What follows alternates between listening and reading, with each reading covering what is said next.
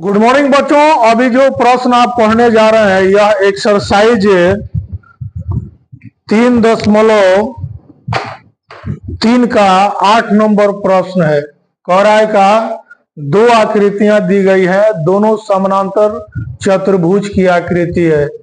जब भी समानांतर चतुर्भुज की बात करेगा आप उसके गुणों को ध्यान रखेंगे, समानांतर चतुर्भुज के क्या क्या गुण है और उसका डिफिनेशन क्या है, उस आधार पर यह ज्यामिति का प्रश्न आसानी से बन जाएगा।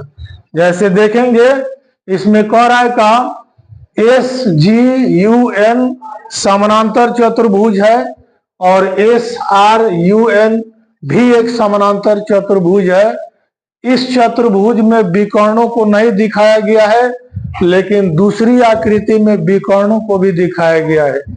तो जब भी समानांतर चतुर्भुज की बात करें, फर्स्ट ऑफ ऑल आपको याद रखना होगा कि समानांतर चतुर्भुज की बात कर रहा है तो आमने सामने की भुजाएं समानांतर और बराबर होंगे। क्या होंगे? समानांतर और बराबर होंगे। इस आधार पर आप लिख सकते हैं SN is parallel to and equal to GU।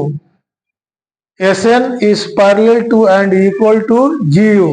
आमने सामने की भुजाएं समानांतर और बराबर है। तथा SG is parallel to and equal to UN। आमने सामने की भुजाएं समानांतर और बराबर हो गई। दे दिया है भुजाओं की लंबाई SN बराबर 26, GU बराबर 3y-1, SG बराबर 3x, UN बराबर 18। यहां देखेंगे समानांतर चतुर्भुज के नियम के अनुसार गुणों के आधार पर आमने सामने की भुजाएं बराबर, यानी SN बराबर 26, GU बराबर 3y-1। इसका कैलकुलेशन करेंगे, यह एक चर का रैखिक समीकरण हो गया।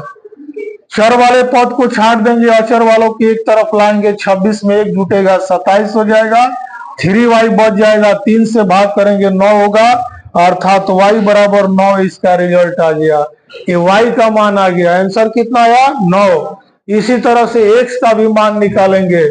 SG बराबर UN, SG का मान 3x है, UN का मान 18 है, 3 से डिवाइड करेंगे, x का मान 6 आ जाएगा।